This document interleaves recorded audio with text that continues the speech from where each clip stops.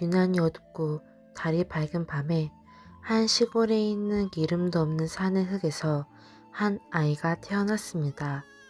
약을 캐고 있던 한 노부부가 아이를 발견해 쭉 같이 살게 되었죠. 노부부는 그 아이에게 고나람이라는 이름을 지어주었습니다. 고나람의 몸에는 아기 때는 조그만했던 넝쿨나무처럼 생긴 무늬가 점점 배 쪽을 시작으로 어깨까지 자라나고 있었습니다. 그래서 고나람은 여름에도 이 자국을 가려보자 긴팔옷을 입고 다닙니다. 이러한 것들 때문에 노부부는 고나람이 평범한 인간이 아닌 걸 눈치채고 있었는데 어느 날 5세의 고나람이 아직 새싹이었던 식물을 완전한 식물로 자라나게 하고 그러한 식물들과 놀고 있는 걸 본 후 고나람에게 쭉 조심하라고 당부해 왔습니다. 하지만 이러한 말에도 초등학교에서 화단에 있는 식물들과 놀고 있었던 고나람은 이무제를 만났습니다. 이무제는 눈으로 고나람을 위아래로 느리게 훑어보고는 웃음을 살짝 띄고는 갑자기 비명을 질렀습니다. 비명을 들은 친구들이 뛰어왔습니다. 이무제는 고나람이 자신을 느닷없이 때렸다며 울분을 토했습니다. 그 후로 친구들과 이무제는 은근히 딸을 시켰고 이러한 까닭으로 고나람은 초등학교를 그만두게 됩니다. 그 후 고나람은 학교를 그만두고 지내다가 고등학교 때부터 다시 다니기 시작합니다. 또한 자신을 돌본 노부부가 많은 연세 때문에 돌아가시게 되자 이후로는 신비한 능력을 사용하지 않습니다. 고등학교 때에는 다시 놀림을 받을 거라는 상처 때문에 쉽사리 친구들한테 다가가지 못합니다. 하지만 그런 고나람을 본 미년이 다가가 말을 건 후 친해지게 됩니다. 그렇게 사이좋게 지낸 뒤에 어느 날 학교가 끝나고 도로를 같이 걷고 있는데 갑자기 고나람은 고통을 느끼게 됩니다. 사람들의 비명이 들려오기 시작하는데 고나람은 미녀에게 뛰라고 소리칩니다. 그러자 비명 소리가 들리는 곳에서 정체 모를 괴물이 나타납니다. 고나람의 넝쿨 무늬 자국이 붉게 빛나면서 얼굴 반쪽을 뒤덮었습니다. 눈도 노란기와 회색기가 겉돌았습니다. 그 괴물이 점점 다가올수록 사람들은 쓰러집니다. 한 걸음 한 걸음 괴물은 계속 걸어가고 있습니다. 어느새 고나람 근처까지 온 괴물은 의아해합니다. 보통 사람이라면 자신의 향 때문에 쓰러져야 정상인데 고나람은 그렇지 않기 때문입니다. 고나람은 오히려 향 때문이 아니라 자신의 몸에 있는 넝쿨무늬 자국 때문에 아픈 것이었습니다. 고통이 서서히 없어지자 괴물이 가까이 온 것을 이제야 눈치챕니다. 고나람은 고개를 위로 듭니다. 허나 괴물은 고나람을 지나칩니다. 고나람은 자신을 지나가는 괴물을 봅니다. 괴물은 갑자기 멈췄고 고나람은 뒤쪽의 괴물의 진짜 얼굴을 보고야 맙니다.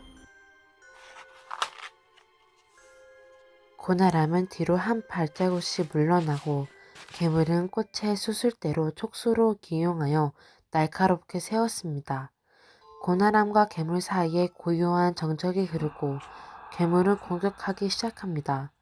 고나람은 한 번 괴물의 공격을 간신히 피할 수 있었지만 2번은 아니었습니다. 괴물의 촉수가 고나람을 향해 공격하는 순간 고나람의 심장이 크게 2번 쿵쿵 뛰더니 고나람만 들리는 우웅대는 소리가 들려옵니다. 갑자기 땅이 갈라지더니 나무가 자라납니다. 괴물의 촉수보다 날카롭고 강인한 넝쿨나무가 그대로 괴물을 향해 날아갑니다. 큰 소리가 나고 앞이 흙먼지로 인해 뿌얘집니다.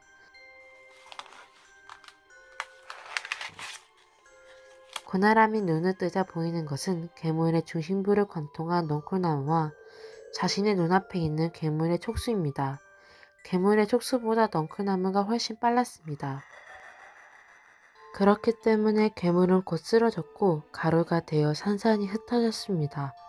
고나람은 잠시 휘청거리더니 주변을 둘러봅니다. 고나람의 넝쿨무늬 자국, 눈의 색 등이 다시 원래대로 돌아왔고 쓰러져 있는 사람들과 민현을 봅니다. 이쪽에서 구급차들이 몰려왔고 고나람도 모든 상황에 놀라고 지쳐 쓰러집니다. 그 후 병원에서 눈을 뜬 고나람은 옆에 누워있는 민현을 보고는 안심을 하고 손등에 있는 링거를 다 빼고는 병원에서 나옵니다. 병원을 나온 고나람은 황급히 집으로 향했습니다. 고나람은 눈을 감고 괴물과 싸웠던 순간을 하나씩 뒤집어 봅니다. 고나람은 큰 결심을 한 듯 자신이 태어났었던 숲으로 걸음을 합니다.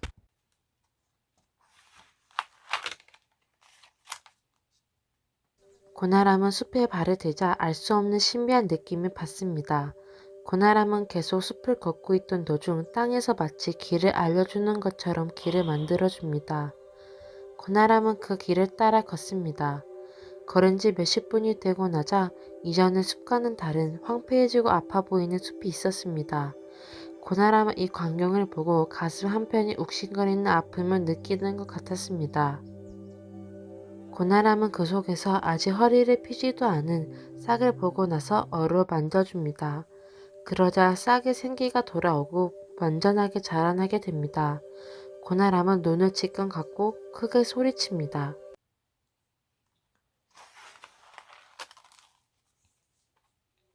고나람은 다시 집으로 와 많은 생각에 잠깁니다. 밖에서 민현이가 노크를 합니다. 똑똑똑. 민현은 어제 있었던 일들에 대해 묻기 시작합니다. 고나람은 민현이에게 모든 사실을 다 이야기하고 자신의 능력까지 다 보여줍니다. 민현은 알 수 없는 표정을 한 뒤 가버립니다. 문을 나온 민현의 옆에는 이무지가 있었습니다. 이무제는 민현이에게 조종을 걸었으며 일부러 고나람에게 다가가게 시켰습니다. 이무제는 이제 민현은 쓸모가 없어진 것인지 그녀에게 걸었던 조종을 그만합니다. 민현은 이무제의 조종 때문에 자신이 어떤 짓을 했는지 알 수는 있었습니다. 하지만 남에게 사실을 말할 수는 없었습니다. 이무제는 고나람과 같은 날, 같은 시간대 어두운 밤에 태어났습니다. 이무제는 태어나자마자 부모한테 버림을 받았습니다. 춥고 어두운 골목에서 울고 있던 아이를 아무도 신경 쓰지 않았습니다. 아이의 울음소리가 점점 사라져 갔습니다. 이때 달이 아이를 비추더니 아이는 눈의 색이 파래지면서 지나가던 사람의 마음을 조종하고는 자신을 데려가게 했습니다. 이때 달은 아이에게 어둠과 밝음을 고를 수 있는 기회를 줍니다. 하지만 이무제는 이미 차갑게 식은 마음과 버림으로 인한 상처 때문에 어둠을 선택했습니다. 이무제는 괴물의 창시자이며 각종 실험으로 지금의 괴물들을 만들었습니다.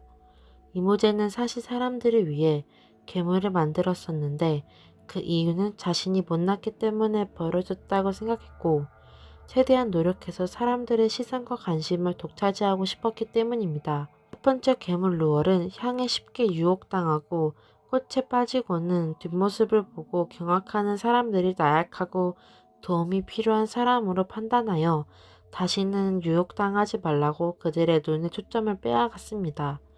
이후 이무제는 사람들을 돕기 위해 살아갑니다. 이무제는 어린 시절의 고나람을 보고는 그런 능력도 있는 주제에 한심한 생물체라고 생각했고 계속 고나람을 주시해왔습니다.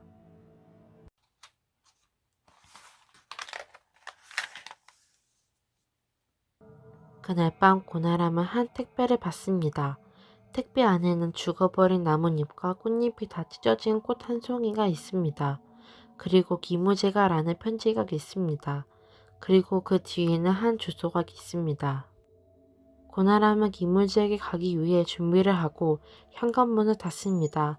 고나람은 기무제가 보낸 주소로 향합니다. 그 주소로 가는 길에는 이미 시들어져 버린 숲과 식물들이 있습니다.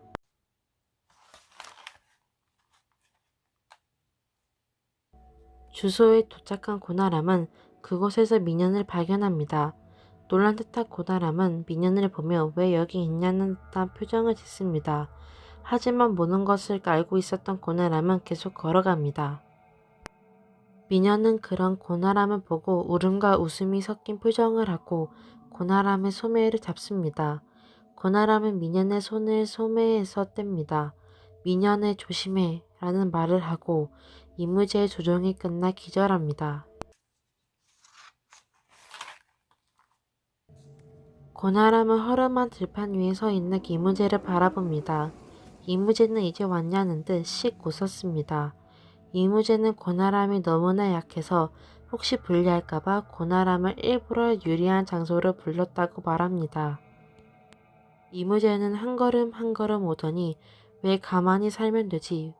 왜 내 자리를 빼앗아라며 크게 화내고는 고나람을 공격합니다. 고나람은 미치 새끼야라며 공격을 막아내고 반격합니다. 이무제는 자신이 만든 괴물들을 모두 조종하여 고나람을 공격하게 합니다. 고나람의 넝쿨무늬 자국이 다시 붉게 빛나고 눈색도 다시 바뀌었습니다. 고나람은 자세를 바꾸고 간다라는 말과 함께 땅에서 나무들이 자라고 갈라지기 시작했습니다. 이무제와 고나람의 싸움이 시작되었습니다. 괴물들과 나무들이 싸우고 그 속에서는 이무제와 고나람이 싸웠습니다. 시간이 지났고 바닥에는 죽어버린 괴물들의 가루들이 있었습니다. 고나람은 이제 끝을 안만 이무제에게 다가갑니다. 이무제가 정말 그럴 것 같아? 아니, 난 괴물만 만들지 스푼 망칠 줄은 모르거든. 이제 우리의 세상이 온다. 라고 말하고는 스스로 나무에 박혀 죽습니다. 고나람의 뒤를 돌아보며 이야기 끝.